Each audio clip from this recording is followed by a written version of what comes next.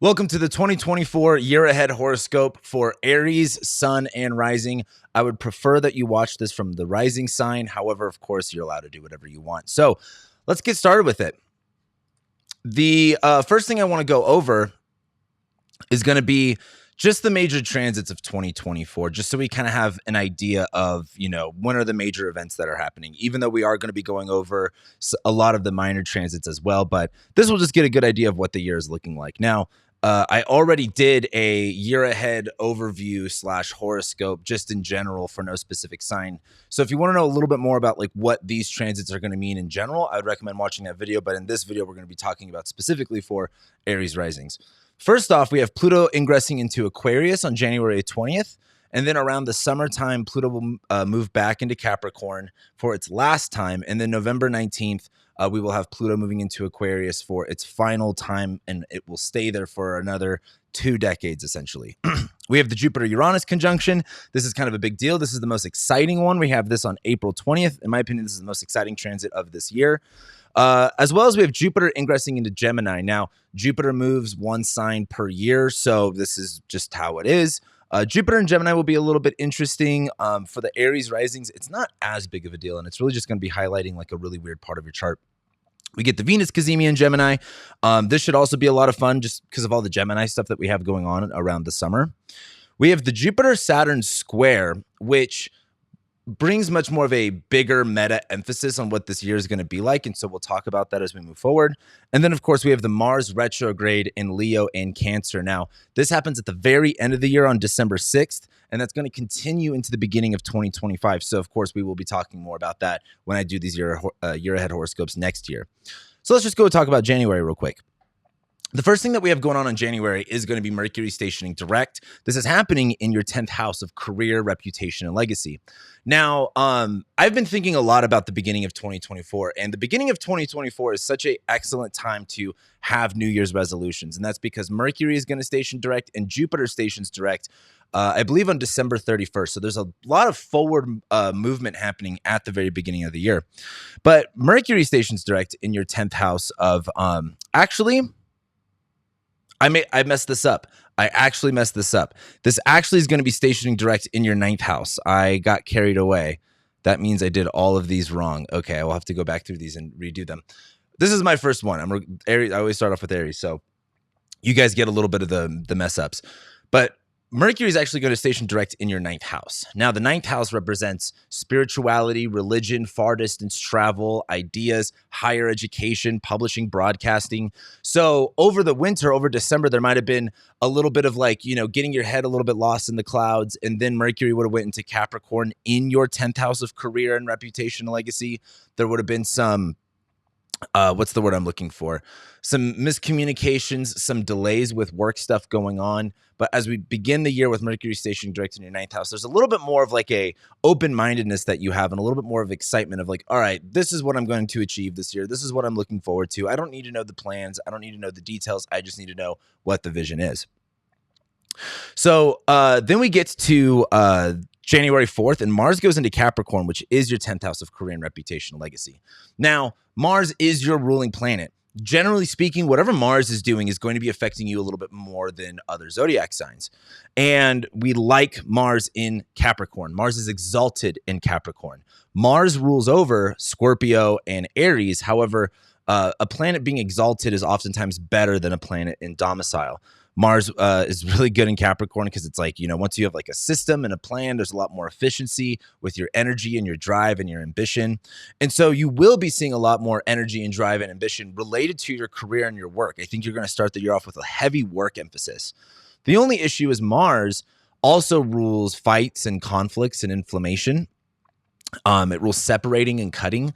And this is going to depend on whether or not you are a day chart or a night chart. If you were born at night, and that means the sun was below the horizon, that means Mars will typically be a better transit for you. But if you were born in the day, a Mars transit will be typically worse for you. Now, what can this look like? This can just look like fights and conflicts related to career, fights and conflicts related to boss, to like any sort of authority, problems with like the system in and of itself. But if you're a night chart, this should look really good in terms of just being very energized and driven and ambitious for a working career. So we really like that. So the next thing that we're going to be having is Pluto moving into Aquarius. Now, we've already had one little dip of Pluto moving into Aquarius. This was going to be in March of 2023. But Pluto just dipped in there for like 5 minutes and then went back into Capricorn. But Pluto is going to move into your 11th house of friends and networks and communities. Now, Pluto rules things like corruption, power, fear. I feel like corruption is really one of the easiest ones you can do. It's like also like just like an overwhelming sense of like either, again, power or powerlessness. I think a lot about like when Pluto was in Scorpio in the late 80s, early 90s. This was you think of Scorpio, right? Like sex and demons. And this was like, the satanic panic and, there are pedophiles kidnapping your children and things like that. And then when Pluto moved into Sagittarius in the late 90s and was in there for the early 2000s, this was terrorism, jihadists. This was, we have a fear of foreigners and traveling, after the whole Patriot Act and stuff like that. And then we got Pluto in Capricorn in 2008, and this was the whole destruction and the collapse of the banking system and all of that good stuff. Now, Pluto's going into Aquarius, which rules society and people and, and communities. And so you will find more corruption there. You will find more problems in this area or more fear based on this stuff. But it is also going into your 11th house of friends and networks and communities. So it's kind of a double, a double whammy.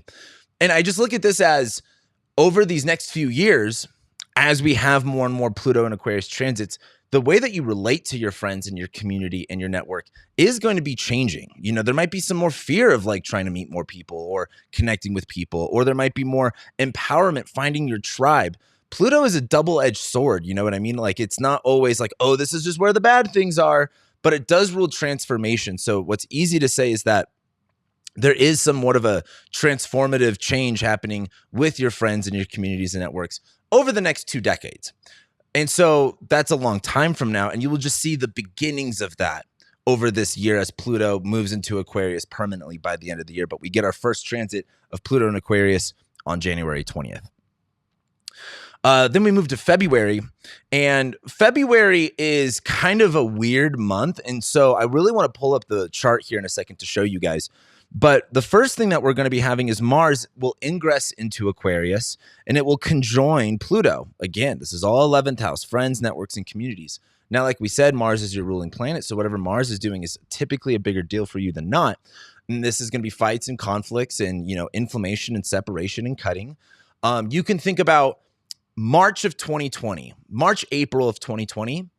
That was, we had a Mars conjoined Saturn in Aquarius, Again, that was the lockdown. So maybe you separated yourself from friends. Maybe you had some conflicts with friends. And then I also want you to think about April of 2022. This was the last time we had Mars go through Aquarius, where there might have been more fights and conflicts and isolation regarding friends, community, and networks. Now, again, if you're a night chart, maybe there was a lot more activity going on there. Especially in 2022. But I want you to think about April of 2020, April of 2022, and what was going on for you around that time, because those were the last 2 times we had Mars ingress into Aquarius. But Mars conjoining Pluto is like, again, power surge is probably the easiest way I can put it.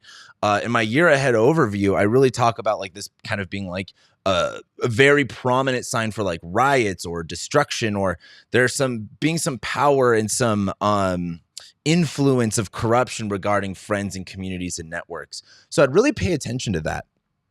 But then we have Venus ingressing into Aquarius and conjoining Pluto. And again, this is all the 11th house stuff that we just talked about. And Venus is fun and pleasure and connection. And Venus in Aquarius likes to connect to society, likes to connect with big groups of people, especially like the weirder ones. But with Venus conjoining Pluto, there's again kind of this hint of power. Like this could be a sense of empowerment, like finding your tribe and sticking with them. But this could also be like a corruption with like, the pleasure or what brings you together with friends. Venus does rule your 7th house of relationships as well. So this can be a big change regarding a specific individual friend. And so there's this kind of like empower moment. And then that continues with Venus conjoining Mars in your 11th house of friends. So I kind of want to give you guys a visual of this so we know exactly what we're looking at here.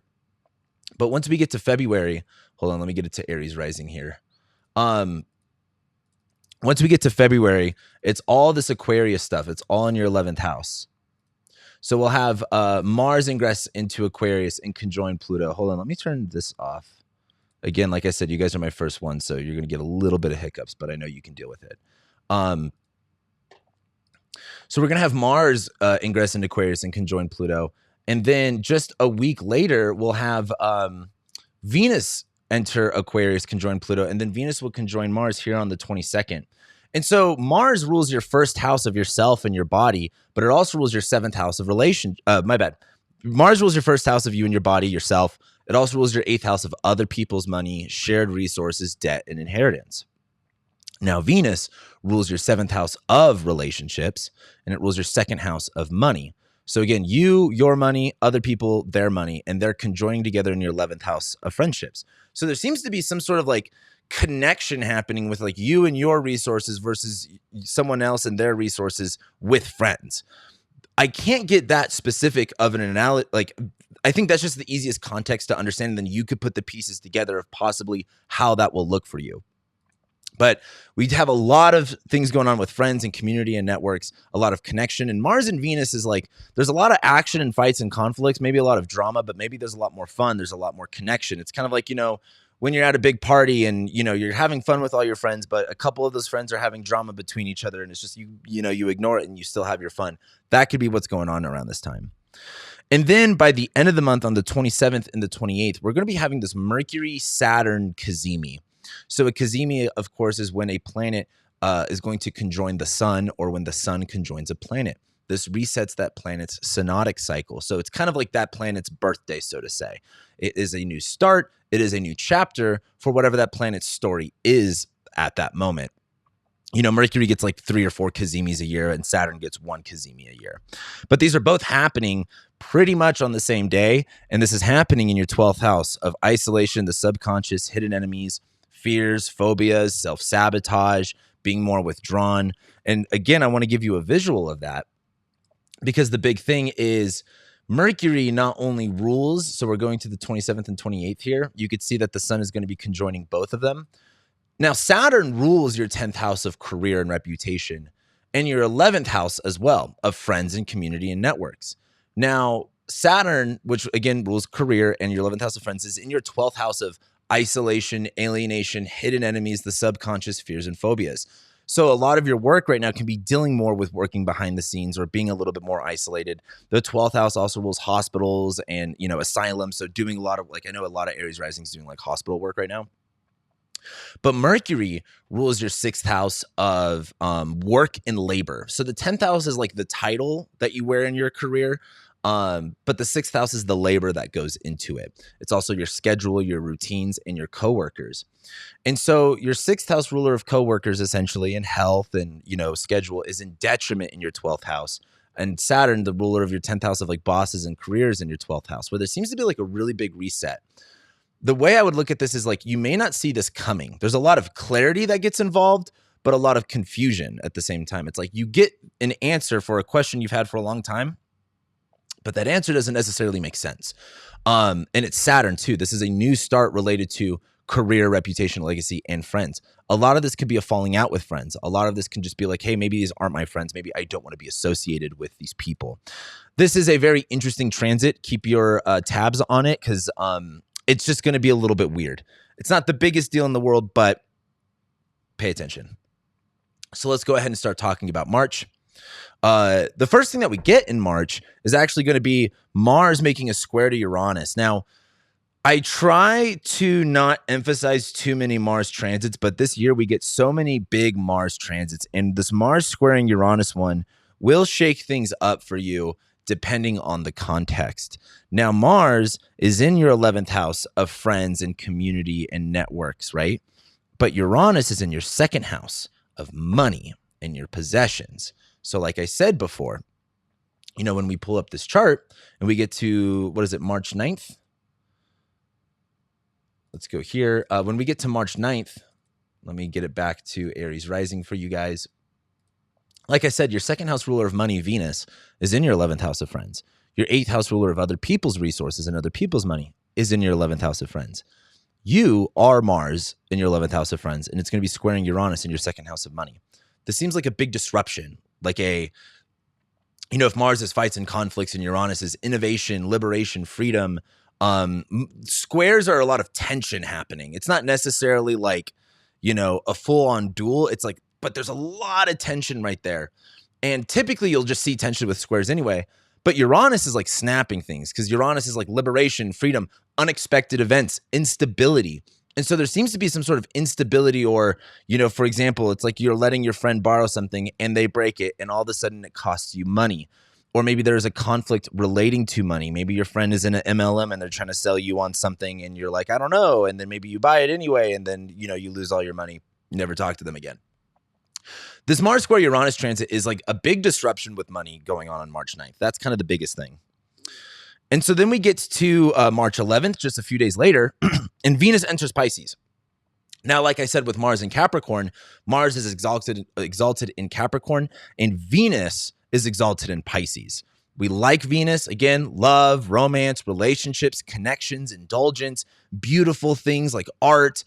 She's all about fun, and she's going to be exalted in Pisces, where there's a lot more ability to have fun, to enjoy things, and be very open to them and not resistant to them. What's interesting, though, is that it's happening in your 12th house of isolation, again, the subconscious, hidden enemies, fears, phobias. So I look at this as it's your 7th house ruler of relationships and your 2nd house ruler of money going into the 12th. So this does seem to be like a period of some sort of a relationship thing happening where, part of me wants to say it's bad because it's the 12th house, right? Like, oh no, the 12th house, but it's your 7th ruler is exalted in the 12th house, where maybe you and your partner need to talk about things in a very open and fun and not attached way. Maybe you need to do a little bit of exploration within the relationship on things that typically you guys don't talk about. Like, this is very like, I look at like your 7th ruler in Pisces and the 12th is like you and your partner do MDMA and reconnect and all that kind of good stuff. Like, there's a lot of like sensual fun here, but it involves bringing up topics that you would typically repress, bringing up topics that you typically wouldn't want to talk about. Venus in the 12th can also be like undermining relationships. So this could be like, again, secret relationships. However, Saturn's here too. There's just a lot of things going on in your 12th house where I don't know if that's always going to be the case. But it's also your 2nd ruler of money going into the 12th house. So there's this kind of like loss of money, but it's Venus being exalted. So it's almost like, maybe you threw $1,000 in Bitcoin and you forgot about it. And then all of a sudden, maybe it's doing good and you uncover it. Or like there's a guy who like has like $500 million in Bitcoin and he threw that USB stick in the trash and he's literally searching like trash dump sites looking for that USB drive.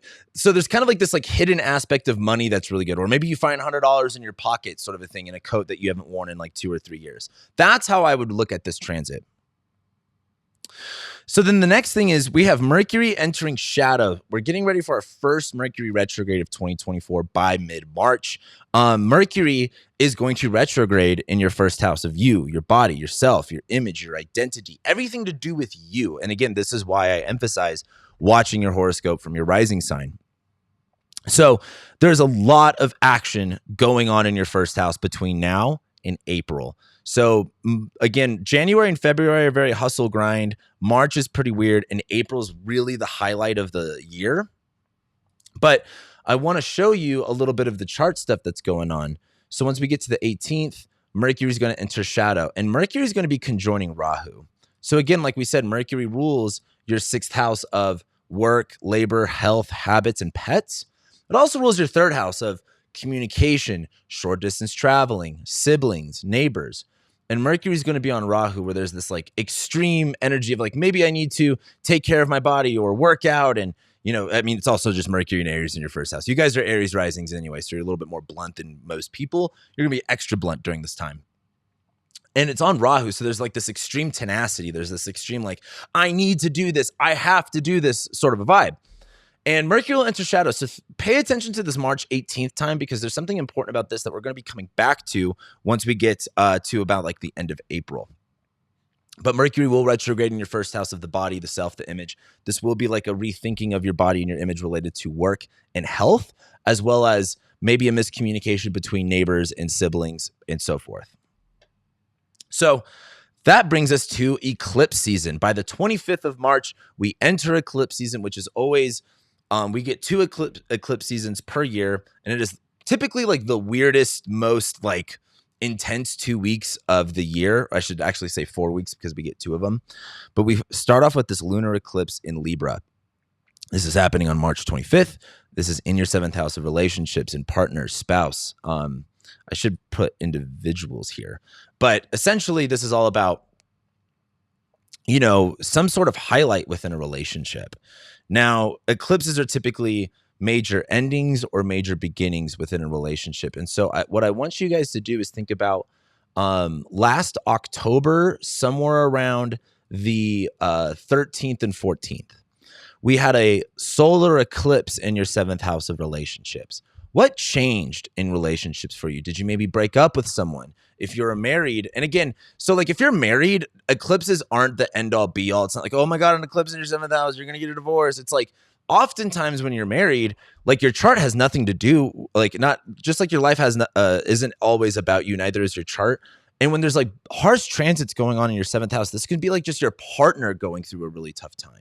The South Node is in your seventh house. So like this would be true. Maybe your partner's more drained and exhausted and going through a rough time, while you on the other end have the North Node in your first house. You're feeling very ambitious and compelled and driven.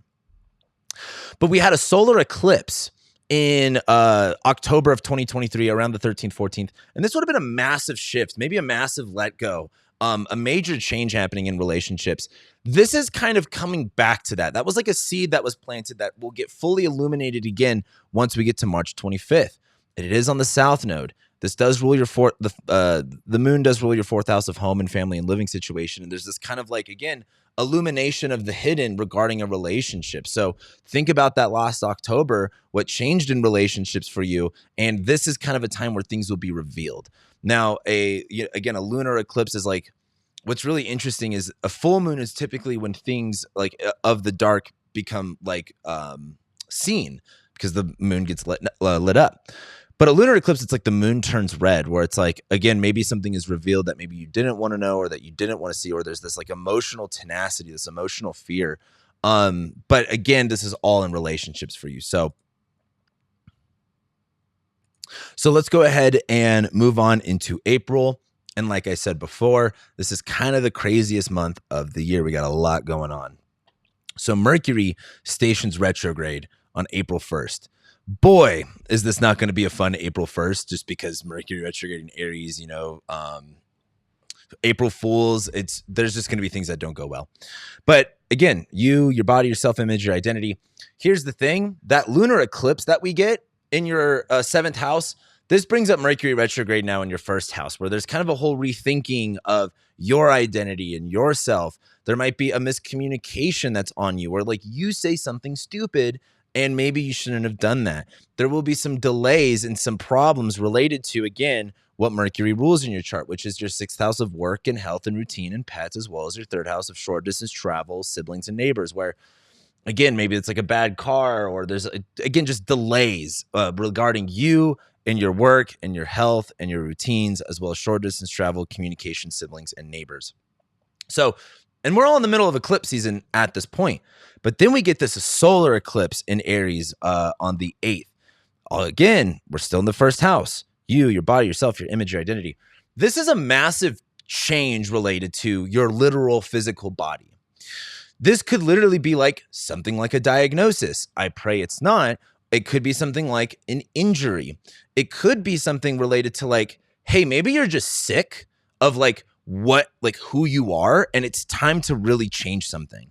The North Node is in your first house, where since July of 2023, really since August, you've been feeling much more ambitious, much more driven, much more like just focused on you and your body and yourself. The solar eclipse is really the time to say like, okay, now it's time to make those major changes, because we haven't had an eclipse in Aries, especially a solar eclipse in Aries in your first house in 18, 19 years. So this is a really big change in yourself. If I still think 2024 is a good year to do New Year's resolutions, but something is happening here on a really big level regarding yourself, your identity, how you see yourself, how you see the world. That is a really big restart and change. Beware of injury, beware of sickness and disease. make sure you're healthy. It's 2024. It's kind of a priority at this point. But the reason there's also somewhat of a health thing going on here is this is when we have the Mars-Saturn conjunction on April 10th, 2 days later. And so Mars-Saturn conjunctions are typically a big deal.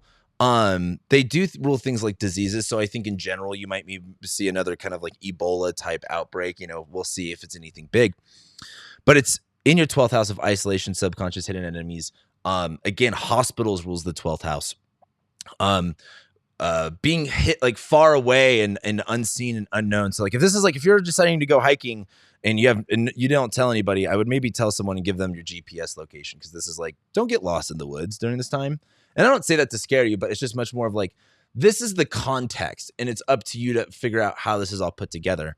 But Mars rules your ascendant ruler, right? And it's in the 12th house of isolation, alienation, hidden enemies, self-sabotage.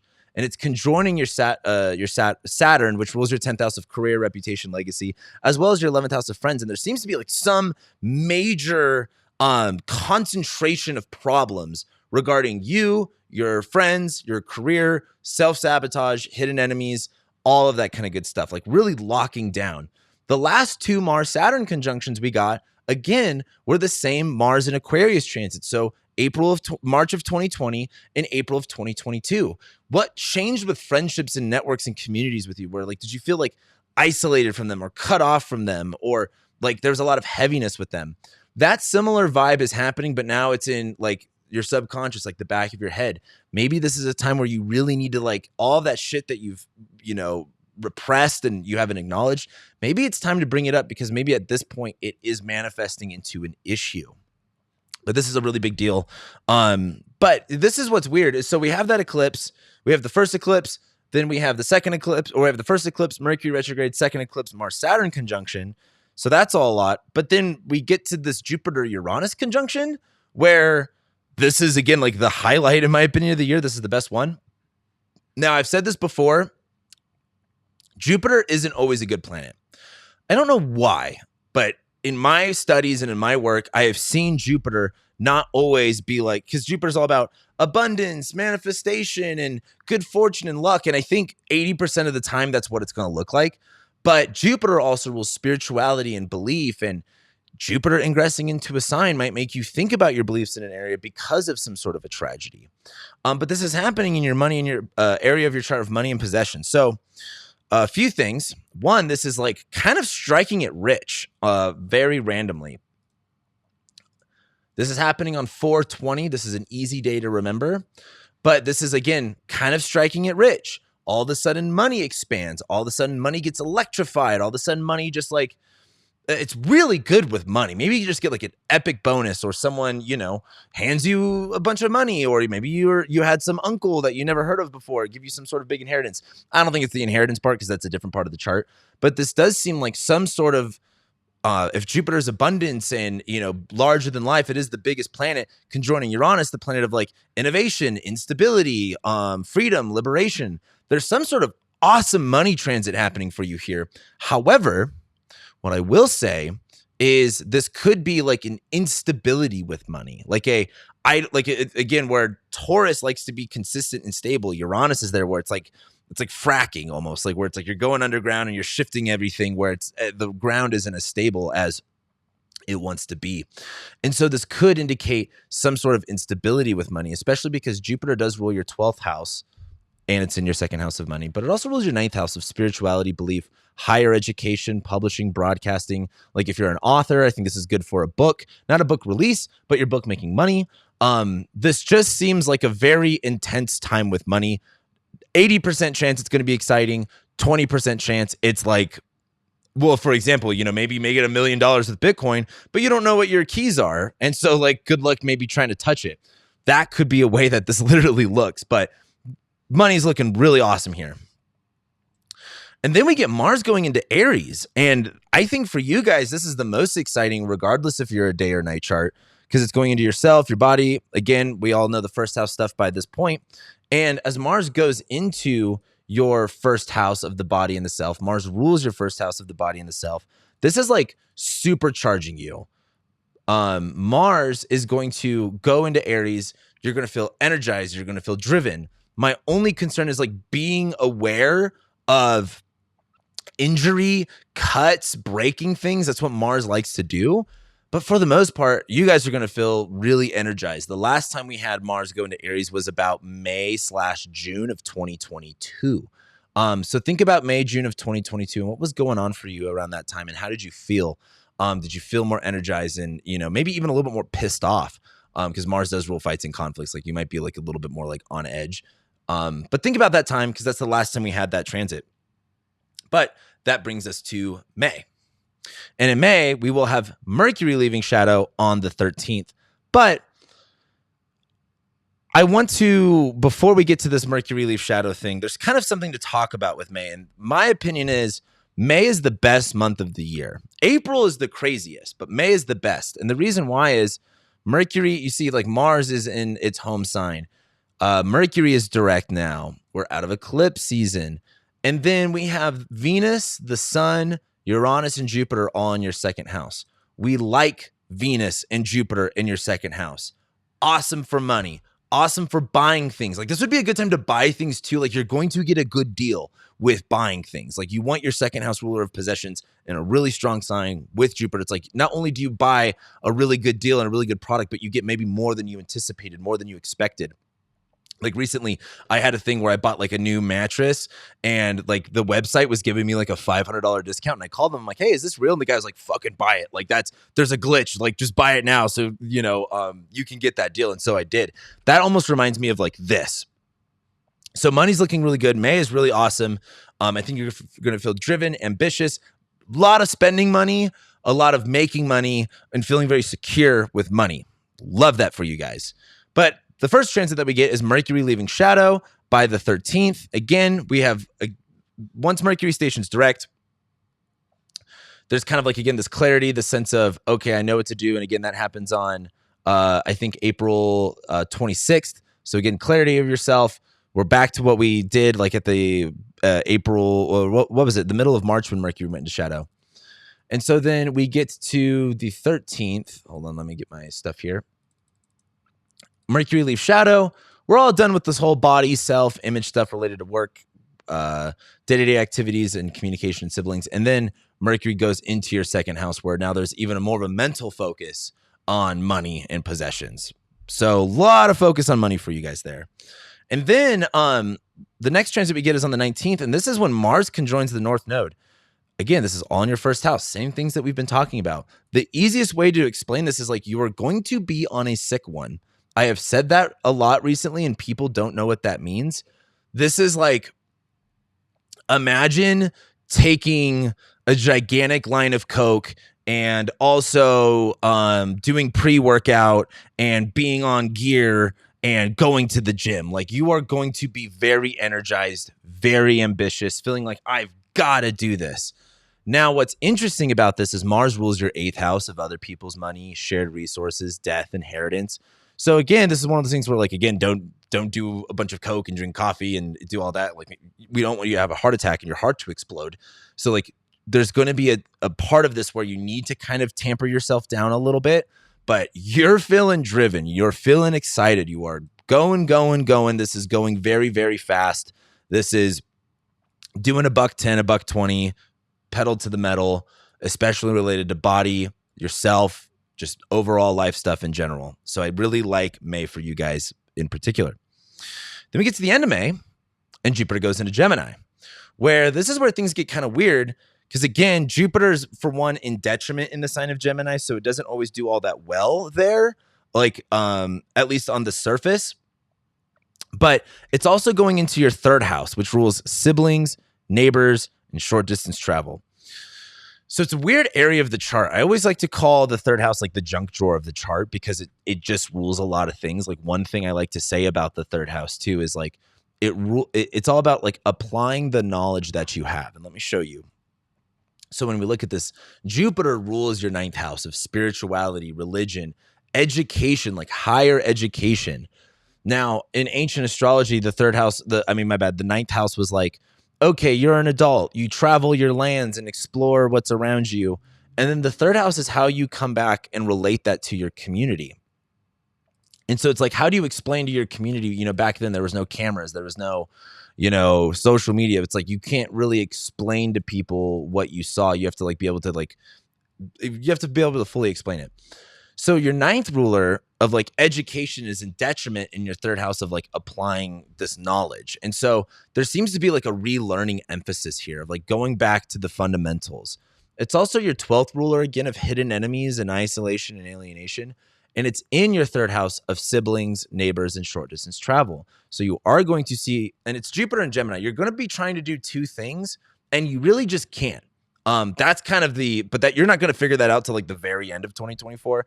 But there's this trying to juggle, trying to do two things at once, and it's just not possible. But there is kind of this revealing of maybe problems and issues you hadn't seen before related to siblings, neighbors, short distance travel. Okay. That brings us to June. And June is where this year starts to get a little boring. Pretty much from June, July. I mean, June is actually a lot of fun. It's just the summer is a little bit boring in the astrology, which is fine. Enjoy the summer. Not much is happening until about August, and even September is a little boring, and then it's the fall. But we do start off June with a lot of fun. For one, now that we have Jupiter and Gemini, we have the Venus Cazimi in Gemini. So Venus and Mercury can go Cazimi in two ways.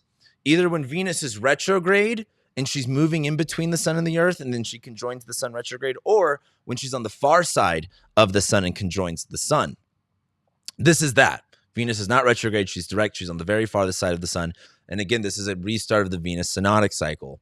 Now, what you need to think of here is about May and June of 2016. That was the last time we had a Venus Cazimi in Gemini.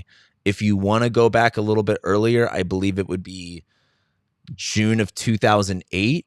Yeah, that would be 6, 7, 8. Yeah, probably about June of 6, 7, or 8. Because Venus goes retrograde and Cazimi in the exact same sign every 8 years. So think about maybe May, June of 2008, but more recently, May, June of 2016. And what shifted for you regarding siblings, neighbors, and short distance travel? Now, let's look at what Venus rules in your chart. This does rule your second house of money and possessions, but it also rules your seventh house of relationships. And when we get this Venus Cazimi, again, this is on the 4th. This is some sort of change with the relationships. Maybe you met a neighbor and you had a lot of fun with your neighbor, and your neighbor was super cool. You guys shot the shit all the time. It's also your second house ruler of possessions and money. So that's where sometimes my imagination lacks in trying to be oh, this is what this could look like, because money in the third house to me is do you have an Excel spreadsheet on your budget? Do you know how to budget? Do you know what to do? Maybe this is some short distance travel for summer vacation sort of a thing.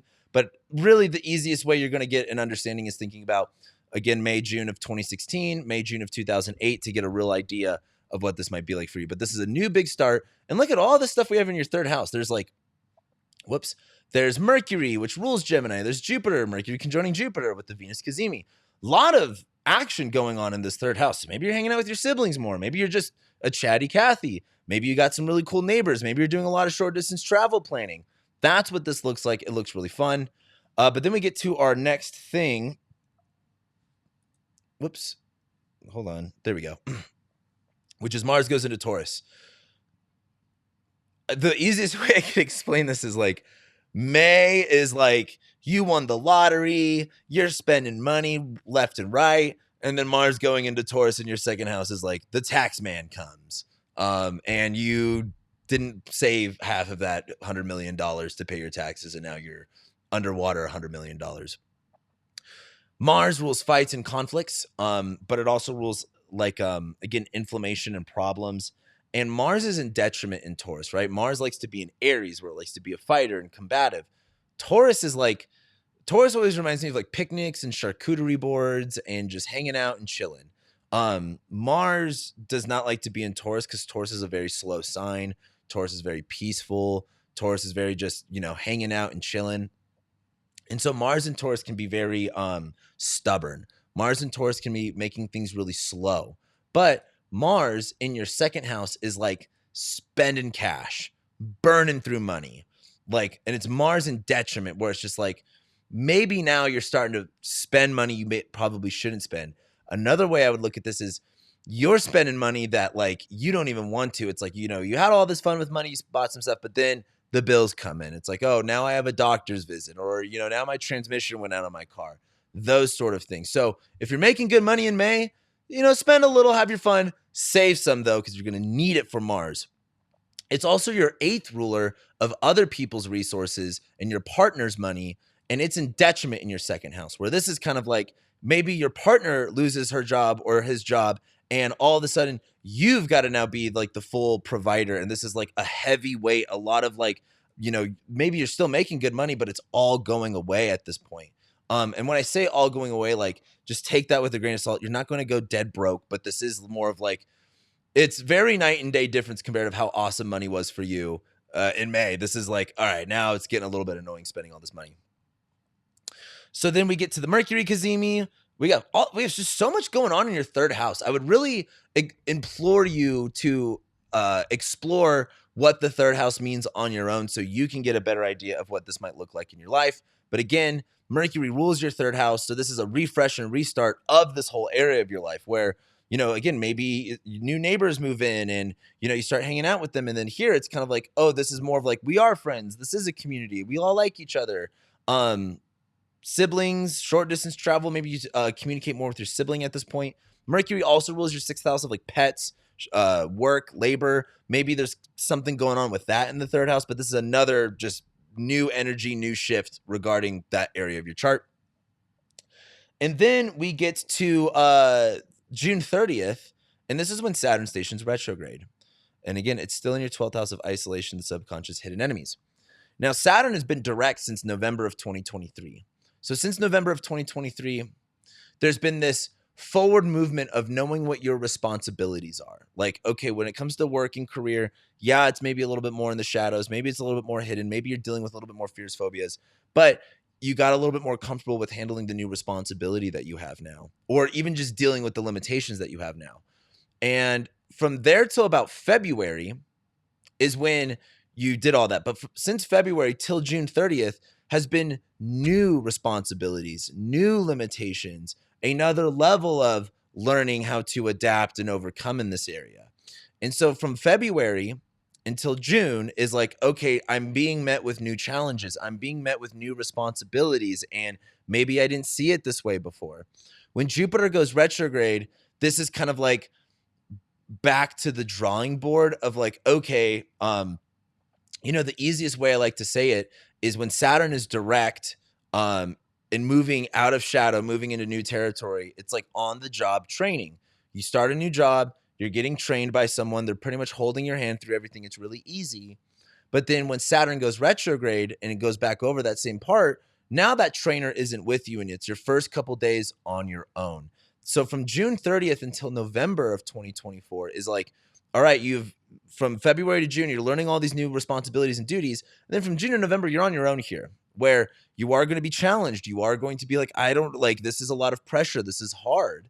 And you're going to be learning how to navigate that on your own. And this might bring up, again, friendships and career, specifically career, because it is your 10th house ruler, but also this is your 11th house ruler of friends. And it's in your 12th house of hidden enemies and, isolation, alienation. So this might be kind of like, all right, I need to take a break from friends, or maybe these people really aren't my friends. I'm not really feeling that all that much. Maybe you might be isolating yourself more from friends during this time. So that's, and again, that happens on the 30th here. Let's just show you on the chart.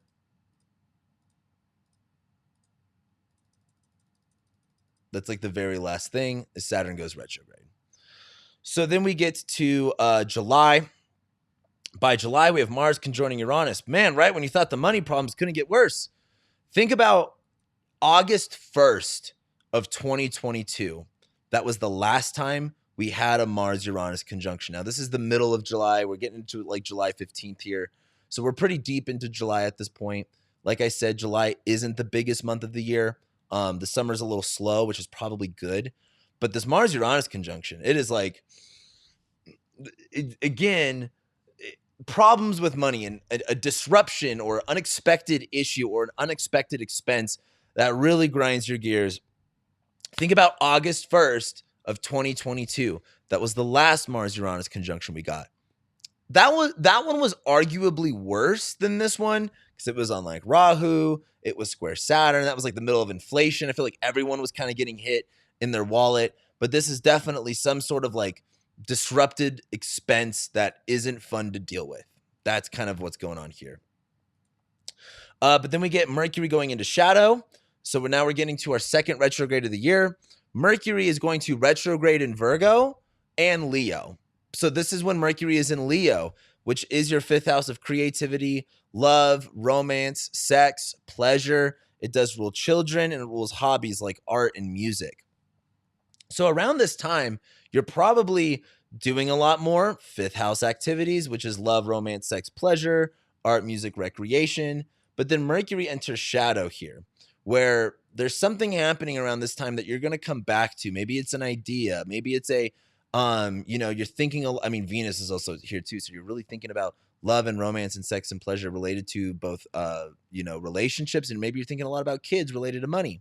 But Mercury goes into shadow here, where maybe something is said or communicated with like a partner, or maybe you want to bring back an old hobby that you haven't done before. Or maybe you try to get more into a hobby and there's like kind of a learning curve here. But there's something going on here that you're going to come back to, and it's going to be relating to, again, love, romance, sex, pleasure, art, music, recreation, and children. We'll talk about that once we get more into August. And then Mars goes into Gemini.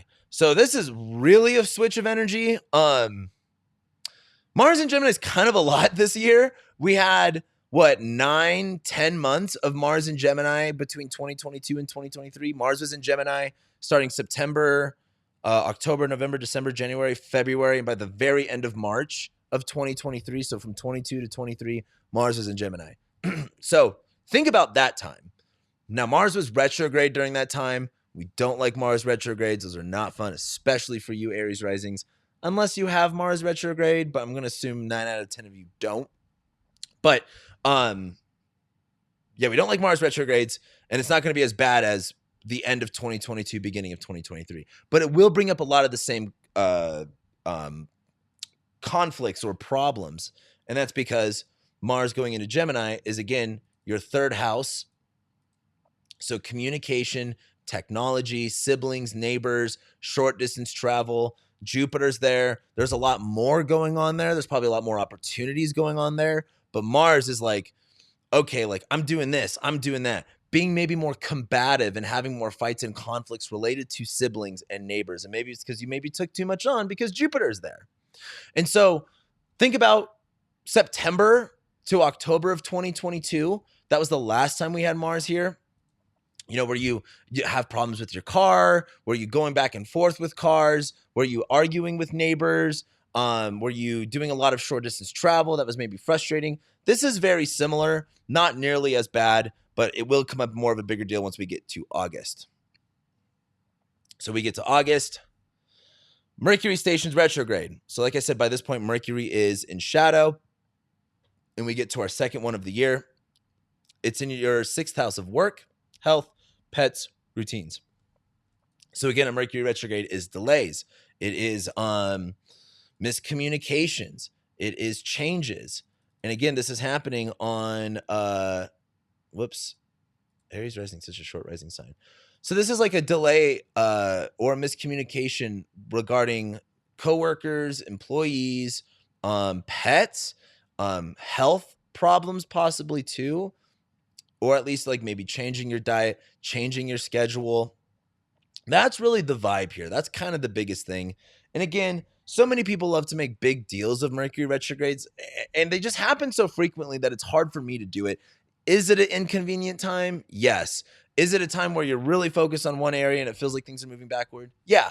And that for you right here is like, again, Mercury goes into shadow regarding like love, romance, sex, pleasure, children, and then it goes retrograde in your sixth house of work. So like this might even be like having to take time off of work for a kid, maybe having to take time off of work for like some sort of sickness, that sort of thing. I wouldn't stress about it too much. This is really not that bad of a Mercury retrograde in my opinion. When it stations direct, it's a little complicated, but we'll get there. So then Mars conjoins Jupiter August 14th. Again, siblings, neighbors, short distance travel. This is important. Pay attention. As Mars conjoins Jupiter, this is an explosion. Like Mars conjoining Jupiter is like, hey, if we're going to do it, let's do it big. If we're going to put action into it, let's put our all into it. Like Mars is inflammation, fights, and conflicts, and then Jupiter just expands whatever it touches. So it's real argumentative. Like I would be really careful with getting in too much of fights with your neighbors or your siblings or road rage. God, do not road rage at this time. And what's really important about this is this sets up the next big transit. Again, this is August 13th, Mars-Jupiter conjunction. Something explodes, something blows up, especially related to hidden enemies or far distance travel related to short distance travel and you and other people's resources. And that brings us to the 19th. That's 5 days later is when we get the Jupiter-Saturn square. This is a bigger deal on a more not a metaphysical, on a more of a meta level. Jupiter squaring Saturn is the planet of, again, limits and discipline and maturity, is squaring the planet of belief and philosophy and hope and ambition. Well, not really ambition, but like hope and abundance. And we just got done with a Jupiter-Saturn conjunction. The Jupiter-Saturn conjunction was in Aquarius at the very beginning of 2021. Actually, it was the very end of 2020. So there was this new start here. And again, this is a big deal because of the triplicity shift and, you know, Pluto going into Aquarius and all that stuff. And if you're new to my channel, I'd really recommend you doing a little deep dive on some of my podcasts, because I've talked a lot about this and I can't speak how deep this is for each fucking zodiac sign. But whatever, there was this new start, a new beginning in like 2020, end of 2020, beginning of 2021, something's not working here. And it's related to siblings, neighbors, short distance travel, and isolation, subconscious, and hidden enemies. That's the area you'll see it manifest in. But it's Saturn, you're the ruler of your career and the ruler of your friends, squaring Jupiter, the ruler of your beliefs and the ruler of your like hidden enemies and subconscious fears and phobias. And there's something where like Jupiter and Gemini is trying to have the best of both worlds, and it just can't. And it's squaring Saturn, where like, again, this is why I said, you know, Jupiter and Gemini is like, oh, you're going to do two things, but it's not going to end up working out. And you're going to have to pick one at the end of the day. And that's just how it is. And this is where after that Mars-Jupiter conjunction, you then go on the 19th, oh yeah, probably should have known I couldn't be able to do this and handle all this stuff in the fucking first place. So that's what this is. That brings us to September, another boring month. This is probably the most boring month. That's not to say it's like the best, but number one, we have Pluto going back into Capricorn. It's retrograding back into Capricorn on the 1st. So 10th house, career, reputation, legacy, coming back to the vibe from 2008 until literally like this year. Power, corruption, fear, transformation related to career, reputation. We get a little bit of a taste of the past because like the beginning of the year just feels all such new territory. This is a little bit of like nostalgic feeling of like a memory of feeling more comfortable in like a past situation. Then on the 3rd, we have Venus conjoining the South Node. Now, I want you to think about what was going on. I think Venus is conjoining the South Node like in my time when I'm recording this right now. What was going on around the end of November for you regarding money and regarding relationships? For the Aries risings in particular, this one will be a big deal. And that's, again, because Venus is your 7th house ruler of relationships. She's in your 7th house of relationships, and she's conjoining the South Node, where there seems to be, again, another big moving on feeling here. Venus in Libra conjoining the South Node in Libra is so bittersweet. Like, this is nice, but this has to end. You know, maybe if you're in a committed relationship and you guys love each other, your partner's very like doing better at this time and is maybe at this point like at the lowest and starting to go on the upswing. This is and again, also money, like having to spend money on your partner. Not because you have to, like, oh, I'm burdened with having to spend money on them, but like I want to assist them, I want to help them. But this is a really interesting pivoting point with the relationship. And so then we get to Mars going into Cancer. Long story short, this winter's going to suck for your living situation. That's the living situation and kids. And love, romance, sex, pleasure. That's kind of where your fucking problems are right now. Now, by this point, I will say, whoops, what am I doing here? Mercury is direct. So like I said, Mercury is going to be retrograding in your 6th house of work. It'll go back into your 5th house of love, romance, sex, pleasure, art, music, and children. Mercury will square Uranus, where again, I kind of feel like there's some sort of disruption with money related to kids. Like if you got kids, they're expensive. Who would have known? Also though, like work and money related to like pleasure and recreation. Like, maybe you took a little too much time off for a vacation and you're like, all right, I need to like make some money now. But on the 4th, we get Mars ingressing into Cancer. Mars is going to be in Cancer for a while. From September to October to like November, Mars goes into Leo. But then in December, Mars will retrograde in Leo. And then by the time we get to January and February and March and April of 2025, Mars will still be in Cancer. A lot of things going on here for you guys. But Mars is fights and conflicts, like we've been talking about. It's your ascendant ruler, so it's much more important. And it's fallen in Cancer. Mars does not like to be in Cancer because Mars is about fighting and combat. And Cancer is like babies and like safety and protection and being in our feelings. So Mars being in Cancer is feeling very defensive, feeling very crabby. Think about April of 2023. That was the last time we had Mars go into Cancer. Think about April of 2023 and what you were feeling like.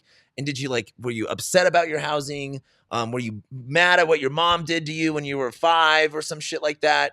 That's kind of the vibe here, where Mars is also fights, conflict, separation, and just issues coming from the home and the family and the living situation. So this might even involve moving. This might having to just like a struggle with the living situation. Like it's not protecting you or it's not giving you the need. Like it's not fulfilling the need that you have.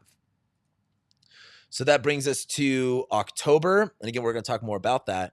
Once we get to October, we get to eclipse season yet again. And we have that solar eclipse in Libra, relationships, partner, spouse, individual. So now we're going back to what was going on last October of 2023, where there was a major shift in the relationship. Whoops. This is another major shift in the relationship.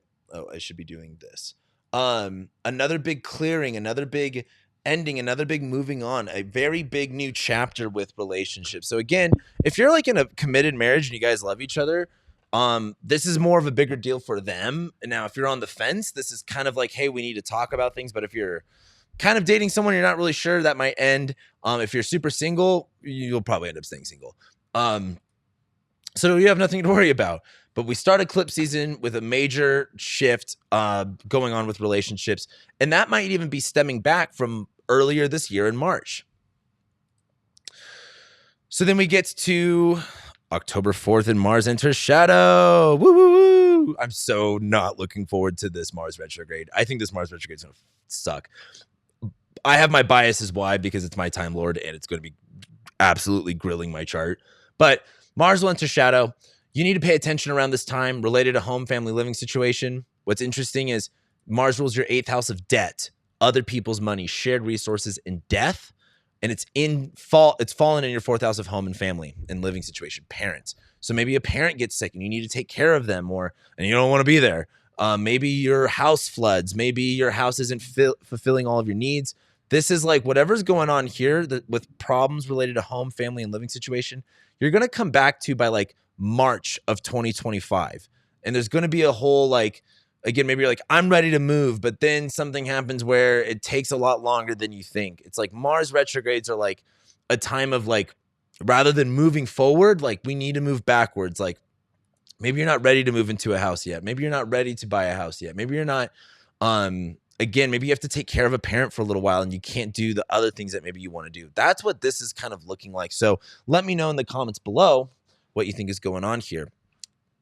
And by the way, let me just say, if you want to know exactly when transits are going to be hitting specific things in your chart, go over to my website and download the transit calendar that I have. The transit calendar, if you put in all of your birth information, we'll put it into the chart. We'll export it as an ICS file, and you will have a calendar on your phone's calendar. So whether that's, iPhone or Android, and you will see every single day a transiting planet hit something in your birth chart. And that's an awesome way to get to know what exactly is happening to you in the astrology day per day. It's only $20. It helps support the channel. Check that out. But also, if you want the most detailed and up-to-date way of knowing what this year is like, what this year ahead is like for you, feel free to book a consultation with me, also over on my website. But let's keep talking about the astrology. So that happens. Then Jupiter stations retrograde on 10/9.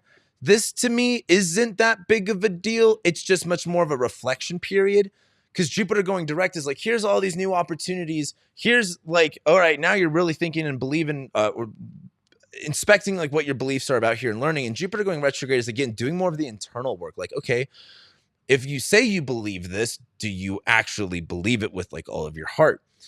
This is kind of reflecting a little bit more on the problems of this area, again, because of this whole Jupiter Saturn square stuff. So the Jupiter retrograde to me isn't that big of a deal. It is kind of a shift of like, all right, there's no more moving forward and good luck happening here. It's mostly like reflecting more on the past and making use of all of the materials and things that you already have going on here. Like if, for example, if you had all these cool neighbors and it was great, and then there's maybe some drama, it's like your neighbors aren't going to move. Like you're not going to get new neighbors. Like maybe it's time to make up with them, kind of a thing. That's what happens. And then we get this lunar eclipse in Aries. And again, a lot of this is body self-image stuff again. Now it's uncovering things you hadn't seen before. So again, we're talking about like a lunar eclipse. It ignites the light. Not ignites the light. It reveals what is typically in the dark. So this is regarding your body, yourself, and your image. And a lot of this is about like if that solar eclipse on October 2nd with relationships is a big shift in your relationships. Well, now we're looking at you. How did you play a role in this? How are you involved in this? What could you do better? And what did you do? What did you do well? What did you do bad? That's what this is here, especially regarding the relationship stuff. So that brings us to November. Once we get to November, we got a lot more highlights here. So Mars goes into Leo on November 3rd. Mars is your ruling planet. The good news is it's out of its fallen sign and it has some triplicity. It's in a fire sign. So you're going to be really focused on creativity, love, children, and hobbies. Just like wanting to be more sexual, wanting to be more expressive, wanting to have more fun, like, do your talented stuff. But the important part is Mars will retrograde here. So we have some things going on. Like Mars is in shadow. There's something that is going to change here. So Mars goes into Leo. You are going to be a lot more proud, a lot more confident, like saying shit with your chest, especially also just wanting to be more focused on love, romance, sex, and pleasure. Mercury enters shadow. This is going to be happening in your 9th house of spirituality, religion, education, and far distance travel. December of 2023, this year, I should say last year if you're watching this next year, that's where we had that Mercury retrograde last year, and this is bringing up a lot of the same things. So this will be kind of a reframe or a change in your belief, a change in your belief, change in your how you see the world, change in your religion, and like, how you see your religion, how you see your spirituality. Same thing, delays and issues related to education or far distance travel. If you're traveling for, the holidays, there might be some issues around here. Then we get Pluto moving into Aquarius again. So now Pluto is officially done being in your 10th house of career, and it is now officially locked in to your 11th house of friends for the next 20 years. Like I said, long, slow transformation with how you see your friends and networks and larger community as a whole. Having a lot of transformation is not it's not like, oh, I'm just going to change. It's like deep and long and lingering power, corruption related to these friends in this community. And what's interesting about this, I think I just noticed I did Pluto and Aquarius first. Again, you guys are the Aries rising, so you're getting all of the kind of, I haven't worked out the kinks with this yet. But if you notice, Saturn stations direct, and Saturn rules your 11th house of friends, and it's in your 12th house, again, of isolation, the subconscious and hidden enemies, fears, phobias, repressed, unacknowledged parts of yourself, and self-sabotage. So there seems to be quite a big shift with friends again in November, like being like, yeah, I'm better on my own. I'm a lone wolf. Or maybe just having some anxiety about being with people again, or, Maybe this is like getting over some fears and trying to be more open and trying to find new and better friends. And then, of course, by the end of the month, Mercury will station retrograde on the 25th. So again, delays, miscommunications, but also just a rethinking and a reframing of your spirituality, your religion, your education, and far distance travel. That brings us to December. That brings us to the last of the month. And this is when Mars stations retrograde. So this is kind of the big highlight. And of course, when I talk about 2020, what is 2025? I'm like getting messed up with all my years here. When we talk about 2025, we will be bringing up this more because this will be like the first thing that's happening. But Mars stations retrograde. So if Mars is your ruling planet of you and yourself, and it's in the 5th house of love, romance, sex, pleasure, art, music, and children, it also rules your 8th house of other people's money, shared resources, debt, death, inheritance. And Mars is going retrograde in your 5th house, where there's this like really weird relationship to like fear and anxiety and what you need in love and romance and connection, where the way I've been thinking about this Mars and Leo transit is, or Mars retrograde is, Mars is in Cancer, and it's like having stage fright before you go on stage. Like, oh, I'm nervous. Oh, I don't feel good. Like, I don't know if I can do it. And then Mars and Leo is like, fuck it. I'm going to go out stage. And, you know, you start to perform and you're feeling good and you're feeling confident. But then, you know, like an easy example is like someone points out that your zipper is down and you have to, or like something's wrong with your costume or your ass is hanging out or something embarrassing where you want to put your tail between your legs. And so you run backstage. That's like this Mars retrograde, because Mars will retrograde in Leo and then go back into Cancer. But then, of course, once we get to 2025, Mars will station direct in Cancer. It's like, all right, get over it, little baby. And then Mars will go back into Leo and you'll feel a lot more proud again. But a lot of this is like tucking your tail between your legs and being like, I don't know if I want this. I don't know if I'm getting exactly what it is I want. And, you know, feeling discouraged, like feeling like not put down, rejection, I think is a really good way to look at this. This might be some more fights and conflicts with like children, maybe some like tough conversations regarding children. But yeah. So then once we get to the 16th, Mercury stations direct. So you're having this whole rethink of your spirituality and your worldview and all of that stuff. And again, probably delays with far distance travel, or if you go to school, probably some delays going on there. Mercury finally stations direct. That's moving forward, but it's still in detriment. So it's still not all the way fleshed out. But then at the very end of the year, our last transit is that Jupiter-Saturn square again. Now, this time, Jupiter is direct. And, I mean, my bad, Saturn is direct, but Jupiter's retrograde. Where the last time this happened, and again, this is on like Christmas Eve, the last time this happened, it was the other way around. Jupiter was direct, but Saturn was retrograde.